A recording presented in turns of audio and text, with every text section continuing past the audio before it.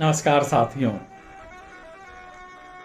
आज बाबूजी धीरे चलना, प्यार में जरा संभलना, इस गीत के बारे में बात करते हैं। यह अक्सर सुनाई पड़ते रहने वाला देश के सबसे मशहूर फिल्मी गीतों में से एक है। इससे बच्चा बच्चा वाकिफ है। इसकी जनव्यापी लोकप्रियता का श्रेय किसे दें? नैयर साहब को, गीता दत्त को, गुरु दत्त को? मेरी ओर से जवाब है धुन को, इसलिए नैयर साहब को। नैयर साहब का ही रिदम है, ढांचा है, कल्पना है और ऑर्केस्ट्रा की आंतरिक बुनावट है जिस पर गीता दत्त कमाल करती हैं।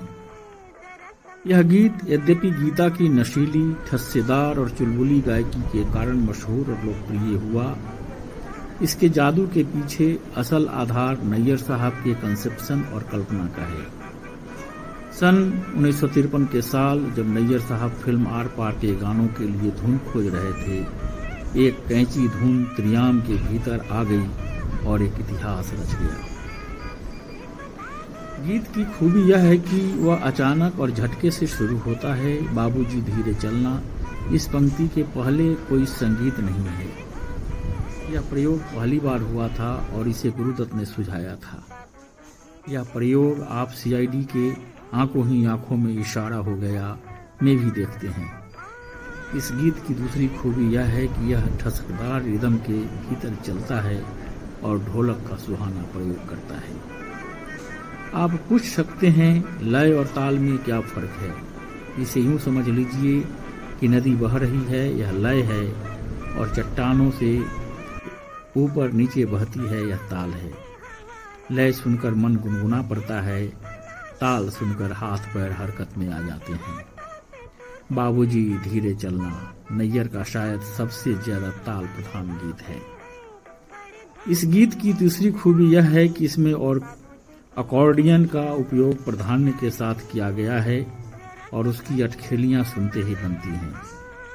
उस समय जो क्लब गीत की विधा विकसित हुई थी और शंकर जयकिशन की लोकप्रियता अकॉर्डियन से शुरू हुई थी, नैयर ने इस गीत की धुन क्लब गीत संगीत पर ढाली और खुलकर अकॉर्डियन का दोहन किया।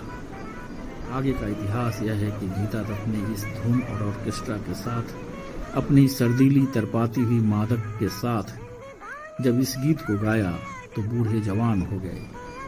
जवानों ने जीभ पर गुलाब के कांटे चूर लिए। अब न गीता हैं, न गुरुदत्त हैं, न नैयर का साम्राज्य है। ब्लैक एंड व्हाइट का वो जमाना चला गया। समंदर के किनारे के वे प्यारे दृश्य चले गए जिनमें चमकती रेत पर रात के गाने होते थे। उस दौर को जब आप कभी वापस नहीं बुला सकते। मुंह में राख का स्वाद बना रहेगा और चीजों के बीच से रस के तागे या आगे जाने का दंश सालता रहेगा।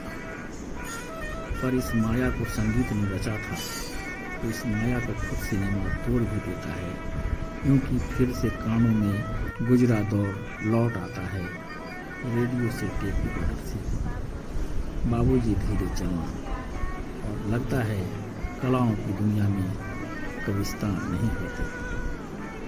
तो दोस्तों, आज के लिए बस इतना ही। जल्द ही मिलेंगे फिर नए वीडियो के साथ। तब तक मुझे विदा दीजिए। और हाँ, अगर अभी तक आपने मेरे इस चैनल को सब्सक्राइब नहीं किया है तो सब्सक्राइब कीजिए, लाइक कीजिए। नमस्कार, जय हिंद, जय भारत।